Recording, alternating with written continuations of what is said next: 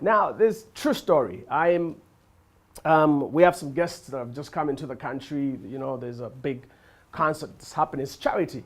And I was walking, I escorted one of the guests back to the hotel and at Serena, and I went with them all the way to the 6th floor. This is where they're staying. And the big artists, so we got them the whole 9 years. I got the presidential suite, so it's on the 6th floor. So I go walk them to the room, boom, boom, boom, come back to the elevator. And as I enter the elevator, true story, I get into the elevator, there's like a 6 foot, there's a 6'7", like Nigerian woman with a nose so wide, and I'm nervous. You know, the elevator takes forever to go down. And she looks me in the eye, and I keep darting to the side, to the floor, and I'm like flipping scared. I'm thinking, what's going on? What's she looking? And she's like, what? You are thief now? Huh? You are thief now? I said, nah, what do you mean? Like, why don't you look at me now? Why you outside looking on the side? Why are you looking on the side? You must be a thief, huh? I'm like, no. I said, what? So look me in the eye. What? You think I'm ugly? You think am I ugly? I'm like, no, I didn't say that, sir. You don't need to say it. I can see it on your face, the way you're looking on the side. You stupid man from, what this country? And I said Ethiopia. She's like, you stupid man from Ethiopia. When the elevator opened, I think she realized, she's like, this is not Ethiopia, this is Uganda. I can slap you now. And that woman, I'm like, what in the world? Nigeria. Y'all need to calm down, especially when you're visiting different countries. And so I go about my business, and I come back in the afternoon, and there's a gang of Nigerians sitting by the poolside. And then she sees me and recognizes, I don't know what she told the people, but they all looked at me and started laughing. And then one of them called me and said, you come here. I'm like, what do you mean come here? She's like, no, you come. So I came, I'm like, no, that lady almost slapped me. She's like, she's an important person. I'm like, what do you mean? She said, you mean you don't know in Nigeria, if you're important, you can slap people? I was like, what? She's like, hey, you mean here you can't slap people if you're important? In Nigeria, she's very important. She's from a firebomb. I was like, what the hell? But that's Nigeria for you. But I got a message for y'all, Nigerians. My brother, please stop using the goddamn same pickup line you're picking up ladies. Stop saying, do I know you from somewhere? Nah, it's old. Nigga, you don't know me from nowhere. It's the same line you'll use. Like, do I know you from somewhere? No, you don't know me. You don't know me from nowhere. Are you from Abuja? No. From Lagos. So you start second guessing. Please, that same old line is so lame. Do I know you from somewhere? Hey, are you from Lagos? And then you start. You know, my father is a chief. No, your father ain't a chief. Stop, you know, and just be nice. Seriously, this is what a brother, as our brothers in Nigeria, they did say, hey, do I know you from somewhere? You're looking nice today. Can I touch your breast? No, you can't touch the breast. What's wrong with you? You can't touch the breast on the first day. And please, my brothers, don't get mad when somebody turn you down or when they do not appreciate your approach. Or, you know, so this one brother was in London, meets this beautiful girl. It was a party. Everyone is dressed up elegantly and, you know, getting their groove on. So he comes, is like, you looking nice today, and trying to chat the lady. And she didn't want to know. So he got so mad and he was walking off. He called her name. He's like, bitch. And the girl just looked back at him and said, your mother is a bitch. He just came back and slapped her.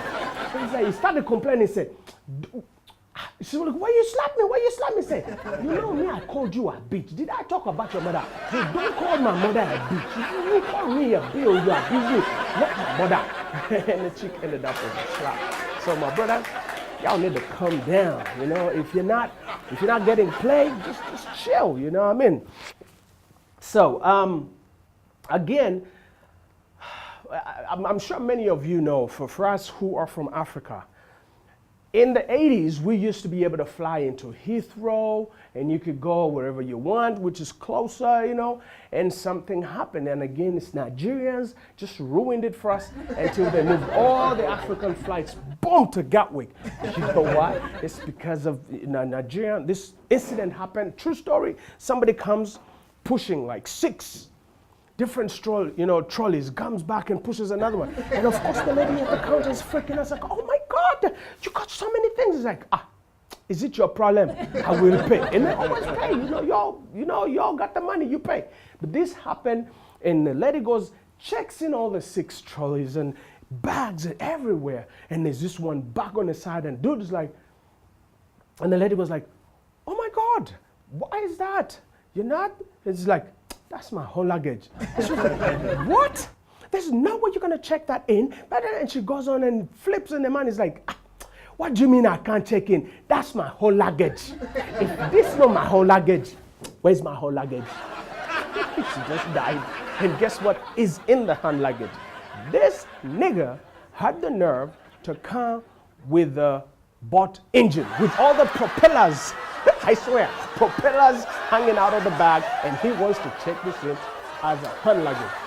Come on, man, that's the story. That's how we left Heathrow, ended up at Gatwick. Problemo from Nigeria. Talking about culture shocks, this happened when we left Africa. You come to America. And of course, and I've shared this before, people get excited, and they were treating us to this and that, and they took us just to have fun. They took us to Disney, and afterwards took into Raging Water and Magic Mountain. Holy schmoly. Magic Mountain, we got there, and there's this ride, and I'm sitting with an 11-year-old, and the ride takes off. And boom, we're holding on to for life. And I'm like, oh my God, and I'm scared. And the kid is like, yeah, and I'm holding on for life. And I'm like, oh Lord, I started praying in the spirit, Shandai, Rambandeya. If you let me off this thing, I will never get on this thing. So the ride goes, we're in the line forever just to get on this ride. And it only took a minute, and boom, it's done. And the thing stops, and I'm just still sitting there. And I'm thinking, my heart is pumping. And we get off, and the guy's like, what? I was like, it was like punishment. I'm like, Mike, why did you bring us here, Mike? Why? He's like, what, you didn't like it? I'm like, no. He's like, oh, we paid a lot of money. I'm like, oh my God, you paid to get scared? You need to come to Africa. Because in Africa, you don't have to pay to get scared. You'll be minding your own business in a village, and boom, something will jump out of the bush and scare the daylights out of you. But America, again, culture shock. There's things that I don't understand that y'all do for fun. Now I'm talking to my American friends and brothers. I don't understand bungee jumping. Well, maybe because I'm black. Because, black folk, with bridges and ropes tied to you, it's not a very good picture back in the day. So maybe that's why I don't understand it. So, why fuck y'all can go and jump? If it's a black person, unless somebody push him, we're not just gonna jump. No. Bungee jumping aside, the one that I don't quite get it is skydiving. That's stupid or something. How do you? Okay. Again, white folk, you guys do the craziest thing now. Skydiving, I'm trying to imagine. You're talking to a black folk, somebody from Africa, or talking to somebody from Mexico, because we're all niggas, we're not gonna jump, for fun or for the thrill to get scared, what, jump? No, because I'm imagining, you tell this Mexican guy, let's go skydive, he'll tag along, right? Yeah, we're gonna go on a plane. I was like, he'll come for the plane ride. Get up in the sky, and then everybody start jumping, and then it's his turn. They call out his name and say, hey, yo, jump. He's like, huh? Do you want me to jump? And the plane is not even on fire? Come on, man. I'm Alejandro, my friend. I'm from Aguascalientes. What, you look at me? What, you think I'm stupid or something? You see stupid written on my forehead? I'm not going to jump unless somebody push me. And that's the only way you're gonna get a Mexican or an African to skydive. You gotta push them. That's the only way you're gonna get them to flip and jump off plane. Talking about culture shock is an experience from all my travels. You know, you travel to different parts of the world. You get to experience just so many different cultures. Well, thank you. We started in 1994. I started going to Japan, and I would spend almost a month in Japan from 1994 to 2004. And Japan is just a different culture. This is the one thing I realized, that in Japan, everything is done so like boom, boom, boom, you know, systems in place. And at the restaurant, I'm thinking, because I'm good with language, I would always try to, you know, interpret or talk to the guys, you know, on behalf of my friends. I remember this one time we were in a restaurant and we were ordered for breakfast. And what we were ordering for, it was an English breakfast in Japan. Trust me, they served it.